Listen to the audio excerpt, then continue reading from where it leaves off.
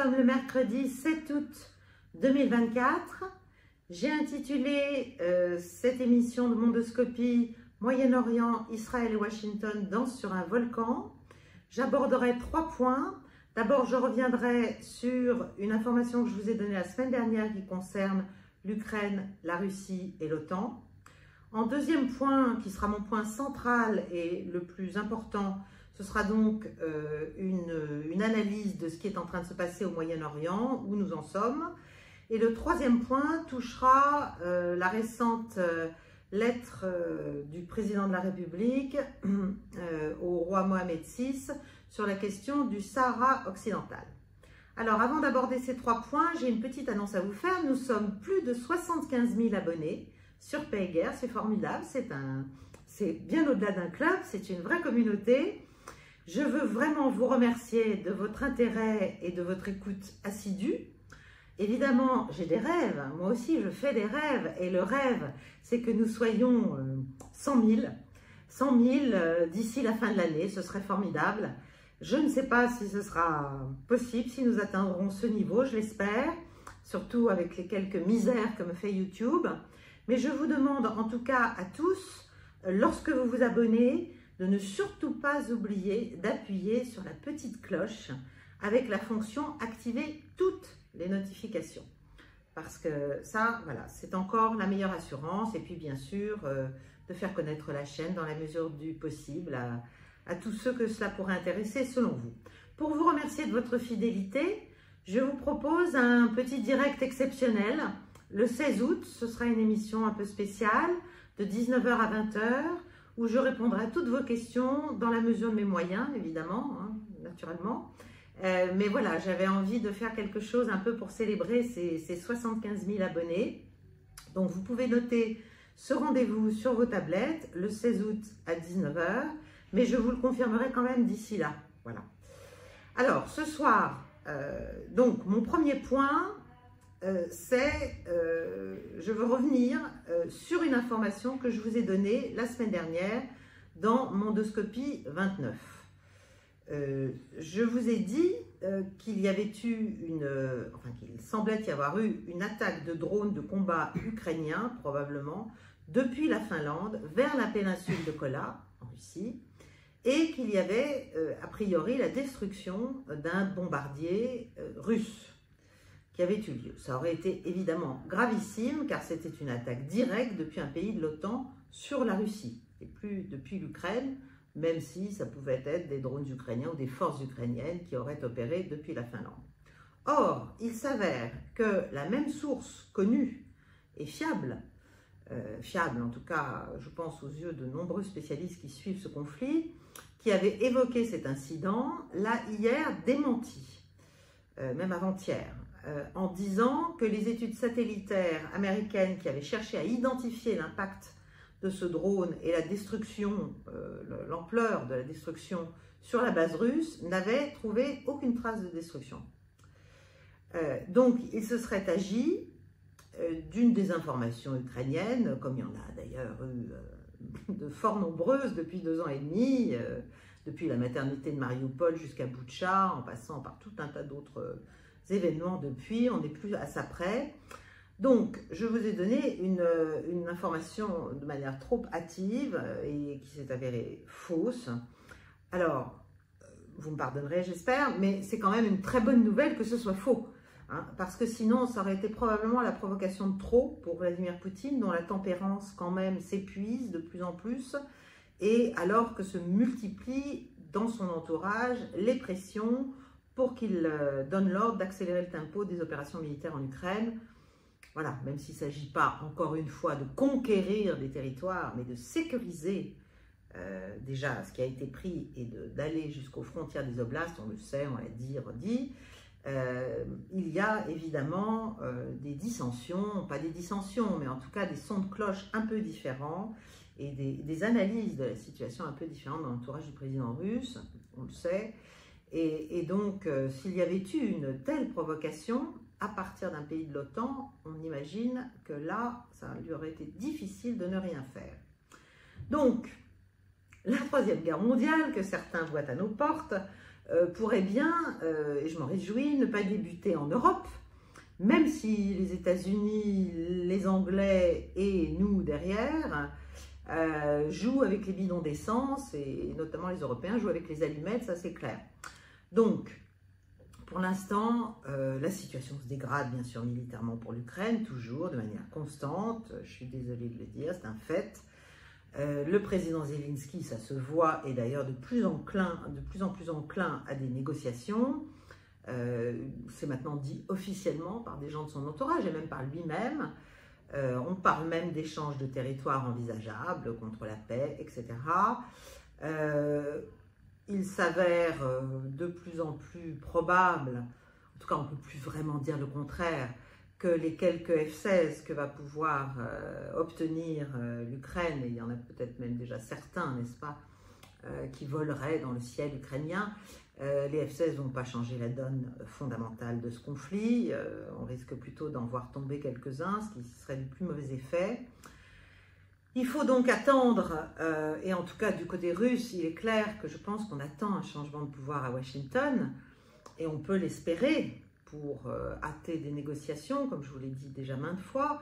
Maintenant, la grande question, c'est quand même, aura-t-il les mains suffisamment libres pour faire ce qu'il souhaite, et pour cela, saura-t-il s'entourer de gens suffisamment, non seulement intelligents, pragmatiques, réalistes, mais des gens qui non seulement réfléchissent, mais obéissent aussi, parce que c'est tout le problème. C'est tout le problème de l'État profond, et c'est tout le problème d'un président américain, quel qu'il soit d'ailleurs, pas forcément républicain, c'est la même chose pour les démocrates, c'est qui dirige vraiment, si vous voulez, au-delà de la figure présidentielle. Donc, dans quelle mesure un Trump de retour échappera-t-il au deep state? Pourra-t-il vraiment le museler? N'oublions pas que son premier mandat a été littéralement pourri par l'État profond, ça a été un désastre pour cela. Hein. Il a malgré tout réussi à ne pas enclencher de guerre sous ses pressions, mais c'était quand même... Il a passé son temps à se défendre contre toutes ces pressions, et il a même été obligé à la fin d'avoir dans ses propres équipes des suppôts, des va-t-en-guerre complètement outranciers, genre Mike Pompeo ou John Bolton. Donc,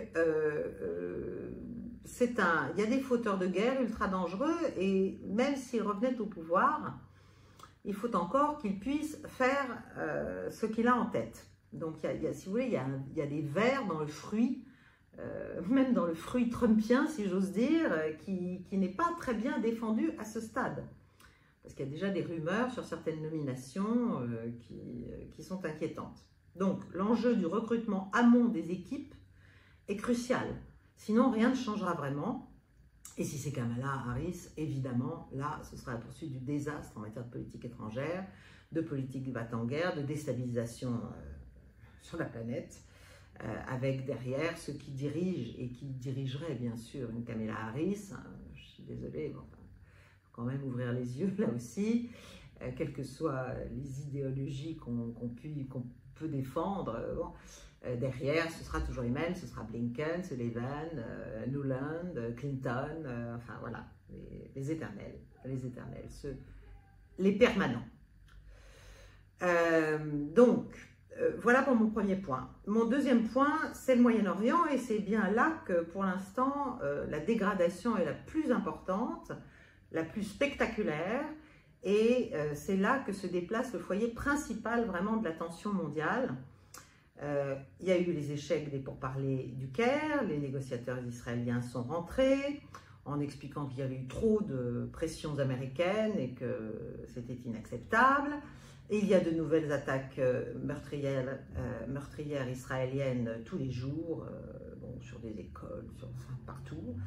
Donc le fanatisme est vraiment à l'œuvre, là, on en est, je pense, vraiment au fanatisme. Mais évidemment, tout le monde attend la riposte iranienne au meurtre d'Ismaël Haniyeh à Téhéran et de Fouad Choker, le haut gradé du Hezbollah, dans la banlieue sud de Beyrouth. Donc tout se concentre là. Alors, Israël a annoncé qu'il se réservait le droit d'une frappe préventive sur l'Iran, ce qui est un peu leur rêve, mais enfin, si ils obtenaient des preuves irréfutables, c'est-à-dire avec une confirmation américaine, d'une attaque imminente de Téhéran sur Israël. Et en plus, ils expliquent qu'ils misent sur une nouvelle coalition internationale contre l'Iran, un peu comme celle qui avait eu lieu en avril, quand Téhéran avait frappé avec son nuage de drones, après grande consultation quand même avec les Américains en plus haut lieu. Mais voilà, l'idée c'est de réveiller un axe sunnite modéré, en fait, avec la Jordanie, éventuellement l'Arabie Saoudite, les Émirats, le Bahreïn, pourquoi pas l'Égypte. Bon, tous ces gens-là avaient agi aussi dans la réponse israélienne, enfin pour aider Israël à finalement se sortir de la représaille iranienne. C'était la représaille, vous vous souvenez, à l'attentat qui avait eu lieu sur le consulat iranien à Damas. Donc, du côté américain, eh bien, on a le général qui commande les forces américaines au Moyen-Orient, le général Kurilla, qui est arrivé à Tel Aviv. Et puis, il y a un gros renforcement, enfin assez spectaculaire, même s'il y a déjà une force importante américaine, renforcement maritime, du dispositif maritime américain, avec 12 bâtiments, avec un porte-avions, avec 4000 Marines dans le Golfe. Bon. Donc, et parallèlement, les Américains qui se disent que les représailles pourraient être un peu différentes et toucher leurs propres intérêts, ou si tout dérape, si vous voulez, les Américains sont en train de retirer leurs derniers soldats du Niger. Bon. Et de son côté, pendant ce temps, Téhéran indique que tout pays arabe qui interviendra pour protéger Israël, donc ça c'est directement, ça vise cet axe sunnite modéré qui essaie de fédérer Israël avec l'aide de Washington, tout pays arabe qui interviendrait pour protéger Israël d'une frappe en représailles donc iranienne, qu'on annonce comme imminente, sera sévèrement frappé. Et surtout, alors, dernier, mais point le plus important de ce qu'est en train de faire Téhéran, il a convoqué pour aujourd'hui, mercredi, la réunion des nations islamiques, bon, afin de revendiquer le droit de frapper Israël, mais donc d'obtenir un blanc-seing ou pas. Voilà. Donc, je pense qu'il n'y aura pas, a priori, mais je n'ose prendre trop de risques, mais enfin, les représailles vont attendre en tout cas le verdict de cette réunion, demandée par l'Iran, premièrement. Et c'est une décision quand même de convoquer cette réunion qui est très habile de la part de Téhéran, parce que d'abord, ça en fait une affaire islamique, cette représaille contre Israël. Et surtout, c'est une manière, dans tous les cas de figure, de pouvoir, entre guillemets, justifier son attitude. Soit ça sera un prétexte pour se lier les mains ou faire très peu, avoir une représaille très mesurée, très calibrée contre Israël s'il n'y a pas de blanc-seing après cette réunion. Soit, au contraire, d'entraîner, s'il y avait un blanc-seing, s'il y avait un accord, d'entraîner ceux qui donneraient ce go, OK, si vous voulez, à soutenir militairement, politiquement, diplomatiquement Téhéran dans sa riposte et à exercer des pressions sur Washington, notamment sur Tel Aviv, c'est une autre histoire. Donc ça va redonner du souffle encore à la mobilisation du monde musulman, aussi non seulement au plan des leaderships, des dirigeants, mais bien sûr au plan des populations. Parce que justement, ça donne cette tonalité islamique collective, si vous voulez, à l'agression dont a été victime l'Iran.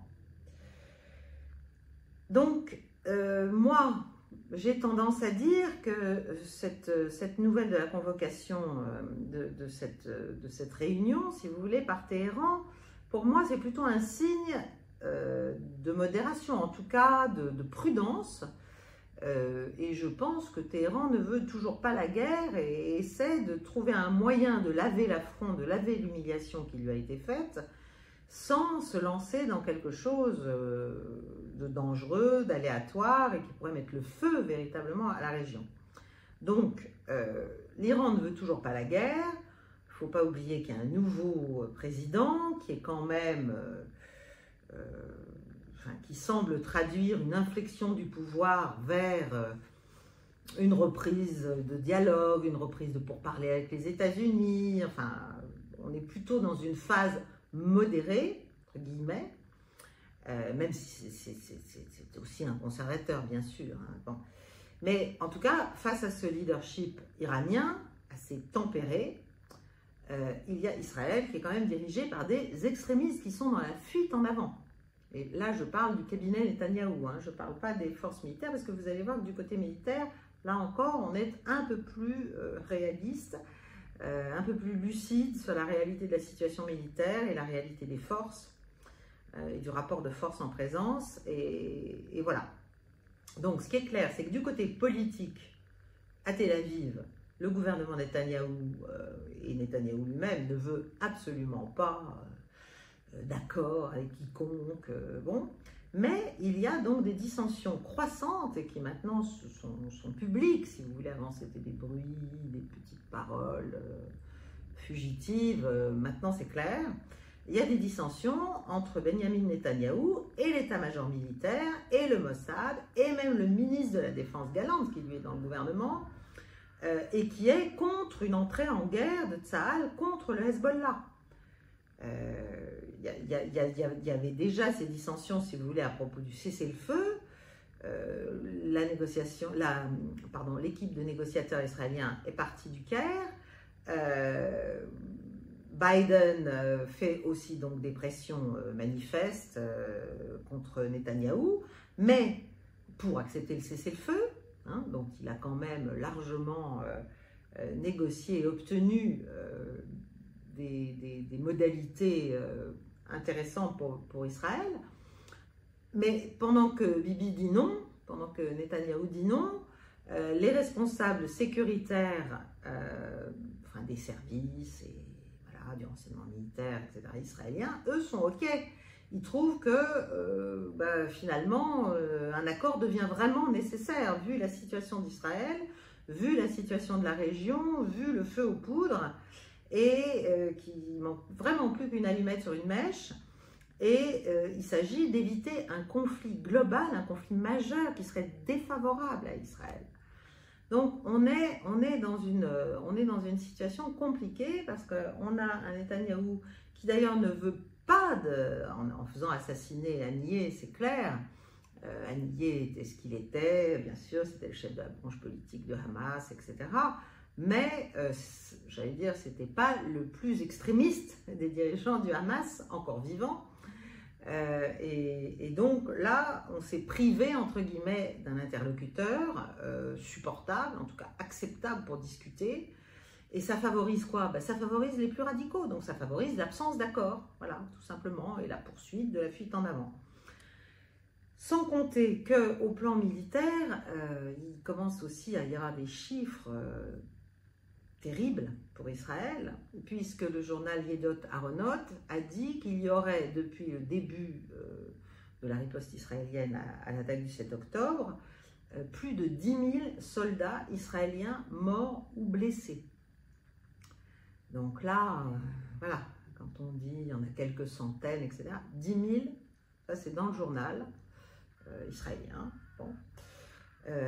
Et pendant ce temps, n'est-ce pas, pendant que tout ça se passe là, que faisons-nous, nous, Européens, et même d'ailleurs Américains et Français? Eh bien, nous faisons des déclarations en enjoignant l'Iran, le Hezbollah et tout le monde de ne pas donner dans l'escalade. Mais on ne dit rien naturellement à Israël. Voilà. C'est complètement, c'est unijambiste, c'est une politique unijambiste. Alors parfois on change de jambe, c'est vrai, mais néanmoins on n'est toujours pas sur nos deux pieds. Donc voilà. Donc ça, c'est le premier tableau, ou plutôt la première couche, si vous voulez, de ce tableau inquiétant. La deuxième, c'est la réaction d'un certain nombre de puissances importantes. Évidemment, la Russie.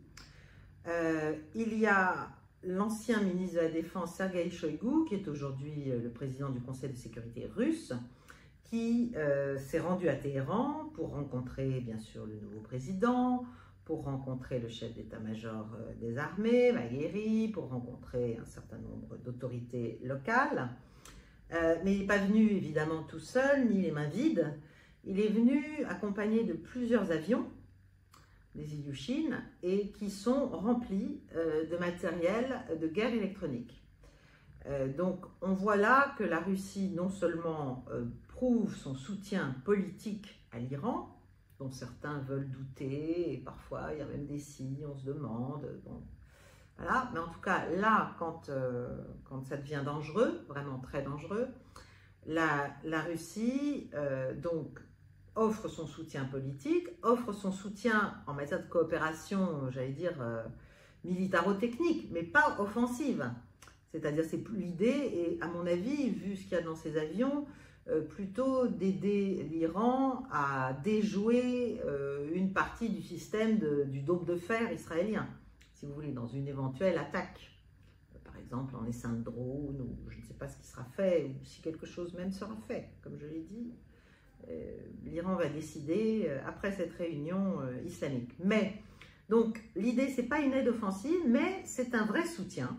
C'est un vrai soutien, c'est une assistance militaro-technique et c'est voilà, démontrer une présence, une préoccupation et donc bien expliquer finalement à Israël et aux États-Unis en faisant cela que taper l'Iran c'est aussi se mettre à dos ou risquer des représailles de la part de la Russie. La Chine, quant à elle, pourrait entrer dans la danse si tout part en vrille, évidemment. Pour l'instant, elle est assez prudente, mais elle a aussi choisi son camp. Xi Jinping a fait une petite déclaration en saluant la solidarité sino-iranienne. Vous savez qu'il y a de gros accords de partenariat entre les deux pays, dans un monde complexe. Bon, c'est léger comme déclaration, mais enfin, tout de même, la solidarité sino-iranienne. Donc là aussi, il faut bien réfléchir. Et surtout, il ne faut pas oublier que Pékin est totalement furieuse contre Israël pour avoir fait capoter en assassinant Haniyeh et Chor. Par cette provocation, si vous voulez, ils ont fait capoter quoi? Ce qui était en cours et ce qui se passait sous auspice chinois, dont je vous ai parlé il y a 15 jours, je crois, c'est-à-dire une réconciliation des factions palestiniennes, des divers mouvements, mais évidemment en premier lieu du Fatah et du Hamas. Donc là, l'interlocuteur du Hamas, hop, a été dégommé, et donc tout ça évidemment est en panne, n'est plus, voilà, il y a des déclarations beaucoup plus, même de Mahmoud Abbas, qui explique qu'il n'y a que l'autorité palestinienne qui peut représenter la cause palestinienne, enfin bref, on est reparti en arrière, c'est quand même terrible, voilà. Donc la Chine n'est pas contente de cela, et c'est pour ça peut-être que le président Xi Jinping parle de cette solidarité sino-iranienne, vivante. Quant au Hezbollah, bon, il y a des déclarations assez martiales de Hassan Nasrallah, mais pas forcément non plus une guerre massive dont le Hezbollah ne veut pas non plus. En revanche, pourquoi ne pas toucher les bases aériennes israéliennes? Pourquoi ne pas faire des actions ponctuelles, ciblées et qui font des dégâts? Voilà, ça je ne sais pas ce qui est encore prévu comme rôle pour le Hezbollah dans ces représailles. En tout cas, la situation est extrêmement volatile. L'honneur de l'Iran a été sciemment mis à mal par Israël pour essayer de lancer cette escalade. Il faut espérer qu'on va arriver à, encore une fois, à quelque chose comme en avril, mais je pense qu'il y aura une forme de représailles, une forme de vengeance, mais pas forcément une attaque sur le sol israélien, je ne sais pas, parce que ça apporterait évidemment à Israël le prétexte qu'elle attend pour frapper à son tour beaucoup trop fort et beaucoup plus fort. Donc, il y a une arme symbolique aussi. La guerre, c'est aussi une affaire de symboles. Et là, les symboles ne manquent pas. Et il ne faut pas les sous-estimer. D'abord, le cercle des États. Et ça, ce n'est pas dû à l'Iran, c'est Israël tout seul qui, parce qu'il fait à Gaza, est en train d'élargir le cercle des États qui jugent juste inadmissible les assassinats, non seulement ce qui se passe à Gaza, mais les assassinats ciblés israéliens sur des sols étrangers, parce qu'évidemment, ils se disent pourquoi pas moi demain, hein? Donc chacun s'y voit, et il y a un opprobre durable qui menace Israël, et qui est un opprobre mondial en fait. Parce que ce qu'il faut comprendre, c'est ce qui se passe au Moyen-Orient n'est pas décorrélé, n'est pas isolé de ce qui se passe dans le reste du monde.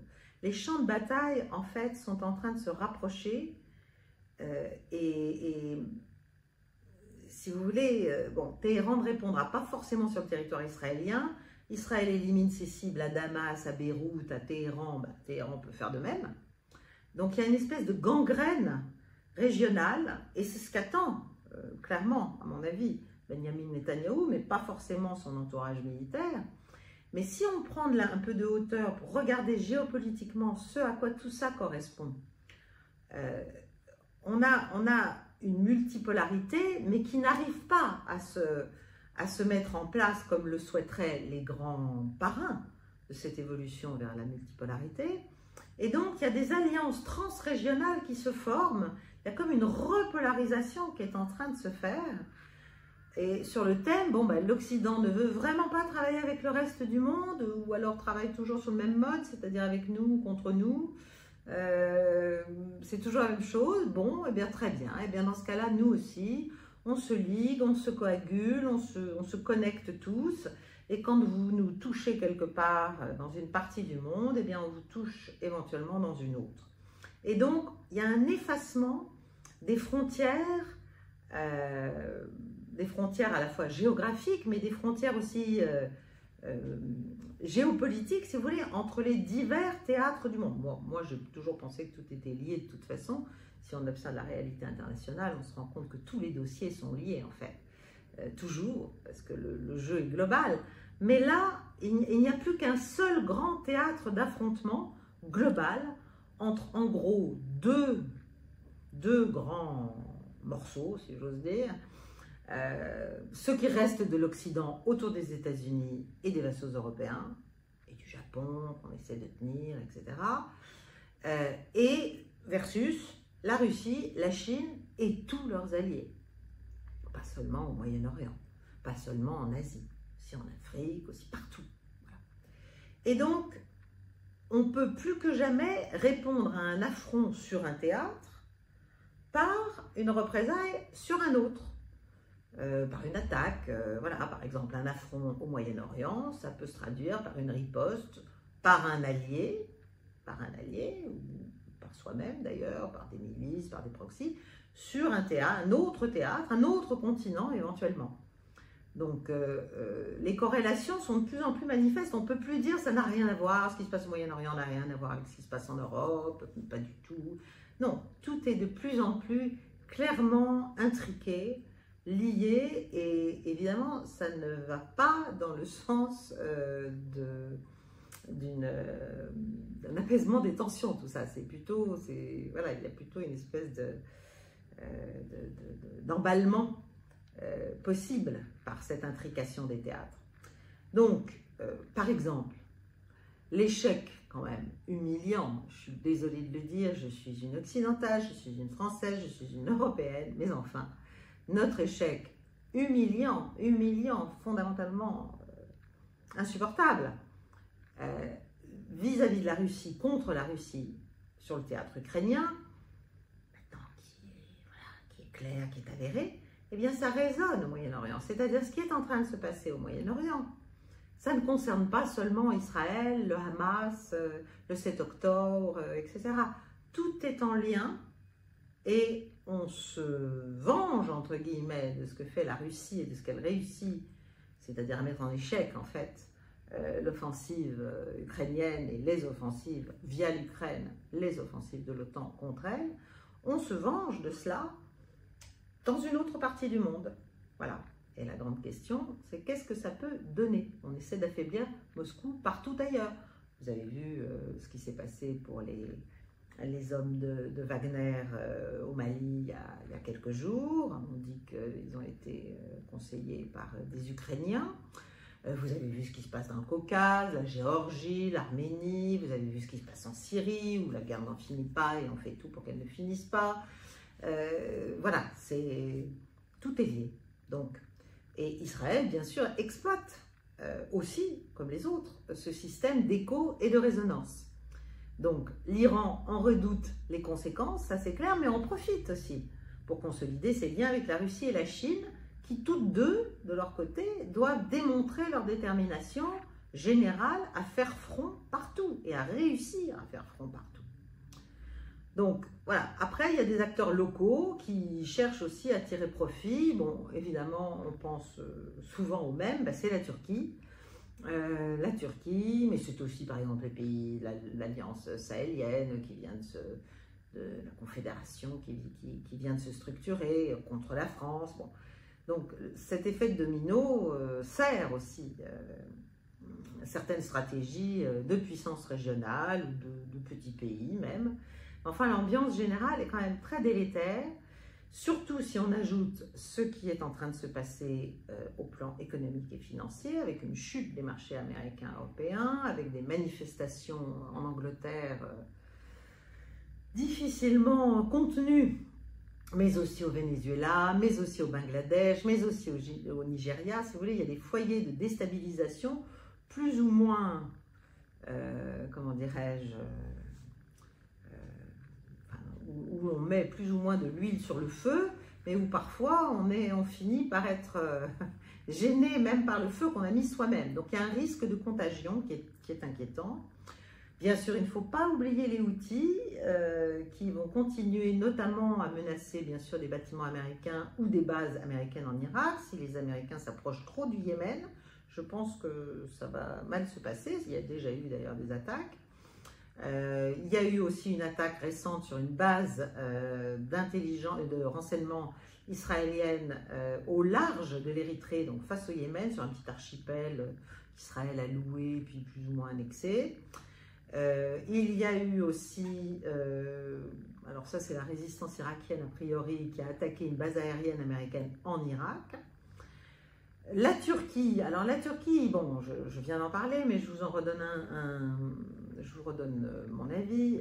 La Turquie, bon, elle parle extrêmement haut et fort pour la Palestine, contre ce qui se passe à Gaza.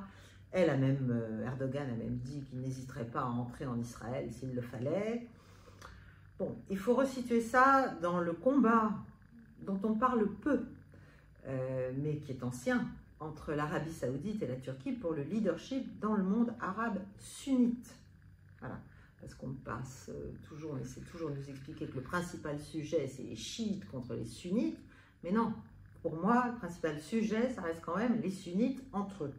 Voilà, et qui dirige cette oumma islamique, n'est-ce pas? Donc, la Turquie, elle a compris que Netanyahou était en très mauvaise posture et je pense qu'elle a l'idée de se vouloir, elle aussi, médiatrice d'une paix régionale et pourquoi pas, dans ses rêves les plus fous, en associant l'Iran même aux accords d'Abraham. Alors, évidemment, ça paraît complètement fou, ça paraît fou, évidemment, pour les Israéliens, mais dans la tête des Turcs, ça n'est pas impossible. Voilà, quant à l'Égypte, bon, l'Égypte, elle est dans un état économique et financier épouvantable, donc elle a une capacité de pression assez limitée. Elle peut juste dire qu'elle ne veut pas récupérer les Palestiniens comme les Américains essaient de lui refiler le bébé palestinien depuis fort longtemps. Voilà.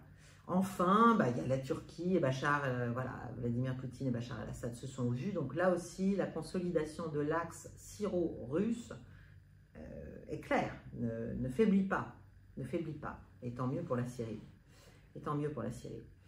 Donc, pendant ce temps, que fait la France? Et voilà, j'ai quand même envie d'en dire un mot. Alors, on est tout à notre euphorie olympique, alors qu'en fait, on devrait profiter, c'est un peu la cigale et la fourmi, on devrait profiter de cette gabegie mondiale pour reprendre de la hauteur après cette cérémonie d'ouverture très controversée, en appelant évidemment non seulement l'Iran, mais aussi Israël à la retenue, et en faisant pression de toutes les façons possibles. Il faut absolument que ce qui se passe à Gaza s'arrête, pour le bien même déjà d'Israël. Alors évidemment, ces JO sont magnifiques, voilà, moi je les suis d'un peu loin, mais enfin, tout ça est fort beau, bon, mais en même temps c'est complètement dérisoire si on voit l'état du monde. Il y a un drame tellurique en fait qui se noue et qui se joue partout ailleurs sur la planète au même moment et en polyphonie, si vous voulez, pendant que nous, bon, on a nos compétitions, nos athlètes, etc., ce qui est fort bien, je ne dis pas le contraire. Mais la gravité des questions géopolitiques ne va pas juste s'endormir pendant l'été voilà, et laisser toute la place à la France accueille les Jeux Olympiques. C'est bien, mais ça ne suffit pas. Voilà, ça ne suffit pas, et il ne suffit pas non plus de décréter une trêve olympique. Il faut préserver, si on prétend être l'ami d'Israël, il faut préserver l'État hébreu lui-même, et c'est pas en le laissant faire n'importe quoi qu'on peut y arriver, et c'est pas non plus, voilà, il y a un Occident qui est en morceaux, qui a toujours pas compris combien il est honni, combien il est méprisé, et combien finalement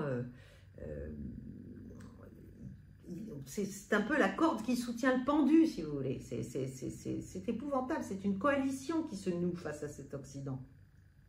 On est effectivement un pendu avec une corde, bon, c'est très bien. C'est ce qu'on appelle être sûr de nous, de nos valeurs, de nos principes. Enfin, il n'y a vraiment plus que nous pour y croire.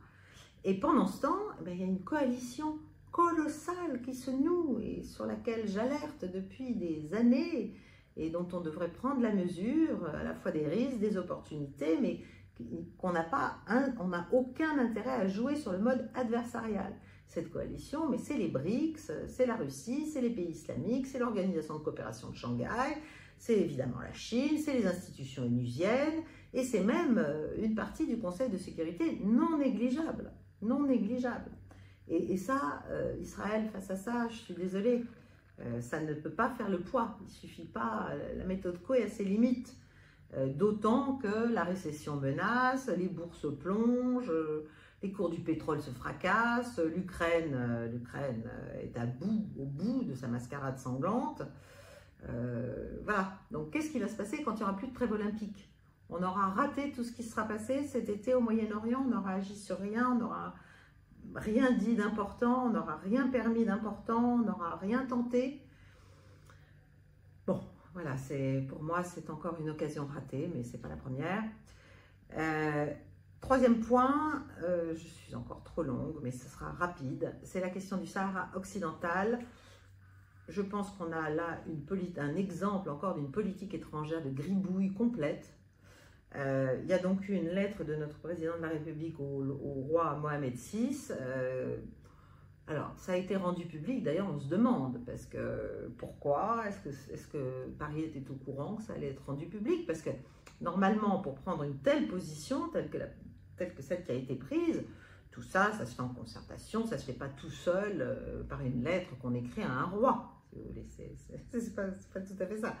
Donc, et donc cette lettre dit que la France pense que c'est le plan marocain qui est le seul valable pour régler ce conflit.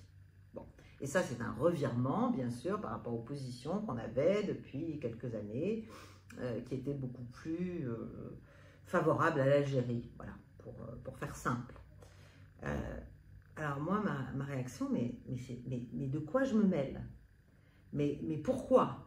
Contre quoi? Pourquoi fait-on ça? Qu'est-ce qu'on y gagne? Quel est notre intérêt? Quel est notre intérêt à faire ce type de déclaration? De mon point de vue, encore une fois, la France n'a pas à prendre parti dans cette dispute qui ne la concerne pas, juste. Voilà. On est en plus à contresens de l'histoire. Je vais vous expliquer pourquoi et de ces grands balancements. Ça devrait nous inspirer des positions d'équilibre, des positions intelligentes, des positions prudentes, des positions à partir de nous. Voilà, pas juste pour prendre fait et cause pour une partie ou pour une autre. C'est pas de notre niveau, ça. Donc, on a des intérêts déjà avec ces deux États, avec le Maroc comme avec l'Algérie, en matière de renseignement, en matière de sécurité, évidemment pour les populations que nous accueillons, qui sont soit originaires de ces pays, soit deuxième, troisième, quatrième génération. Donc, ça peut avoir un impact intérieur considérable, dérangeant, déstabilisant, déstructurant au plan sécuritaire. Et puis je ne parle pas du gaz algérien, bien sûr, mais ça, j'ai plutôt l'impression que c'est l'Italie qui a récupéré la mise contre nous, à vrai dire, enfin, à nos dépens. Et puis alors, si on agrandit le scope, c'est encore pire, parce qu'on choisit le Maroc au moment où l'Algérie, quand même, se rapproche des BRICS. Alors, le Maroc est un allié, bien sûr, d'Israël et des États-Unis. Est-ce que c'est par alignement qu'on a pris cette position récente? Je ne sais pas. Mais pourquoi choisir? Quel est notre intérêt de choisir? À part l'Espagne, qui historiquement a peut-être plus de légitimité à donner son avis en cette matière, sur ce sujet, je ne vois pas l'intérêt des pays européens à prendre parti là-dedans. On aurait mieux fait de se taire. C'est un coup de tête. Alors, c'est peut-être un coup de tête. Moi, je me suis posé la question. Parce qu'on sait que la cérémonie d'ouverture des JO n'a pas... Enfin, a scandalisé, en fait, dans un certain nombre de pays, dont l'Algérie, qui en a censuré, je crois, certains morceaux. Mais en tout cas, voilà, enfin, c'est pas pour ça qu'on prend ce type de réaction, de position. Bon. Donc, le problème pour moi, sur ce dossier, comme sur d'autres d'ailleurs, c'est qu'on est scandaleusement confit depuis des années, hein, ça ne date pas de ce pouvoir-là, ça fait des années, en repentance, n'est-ce pas, vis-à-vis de l'Algérie, que les Algériens exploitent cette mauvaise conscience depuis des décennies et qu'on les laisse faire, et que d'un seul coup, on veut faire oublier toutes les humiliations permanentes acceptées de la part d'Alger par Paris en se mettant à faire allégeance, enfin d'une certaine manière, allégeance au roi marocain Mohamed VI, qui est très bien, j'ai le plus grand respect, c'est pas la question, mais c'est juste ridicule, c'est juste dérisoire. Depuis quand la France a-t-elle besoin de faire cela? On a une politique de pendule, en fait. On a une politique étrangère de pendule au lieu d'avoir une politique d'arbitre, ou en tout cas de médiateur, de facilitateur, de grande puissance qui comprend ses intérêts et qui voit les choses un peu de haut. Donc bref, pour moi, sur cette affaire, on s'est tiré une balle dans le pied et on perd évidemment sur les deux tableaux, hein, comme d'habitude, à la fin. Voilà. C'est parce que l'alignement ne sert à rien, ne rapporte rien, que ce soit vis-à-vis du Maroc, vis-à-vis de puissances plus importantes, vis-à-vis de quiconque. Voilà, je vous quitte sur ce petit coup de colère, tempéré, mais enfin tout de même, coup de colère. Je vous remercie de m'avoir écouté, je vous remercie de liker, de partager, de vous abonner, de faire connaître cette chaîne, de nous soutenir par des dons sur Tipeee, par le lien que vous connaissez si vous le souhaitez, que je remettrai dans la description. Et je vous donne donc rendez-vous la semaine prochaine pour la 31e édition. Et par la suite, donc, il y aura le 16, ce petit direct exceptionnel pour fêter notre, voilà, le ralliement à PEGA de plus de 75 000 auditeurs, ce qui est formidable. Et j'en suis tout à fait heureuse. Je vous souhaite une très belle soirée. Je vous remercie. À très bientôt. Au revoir.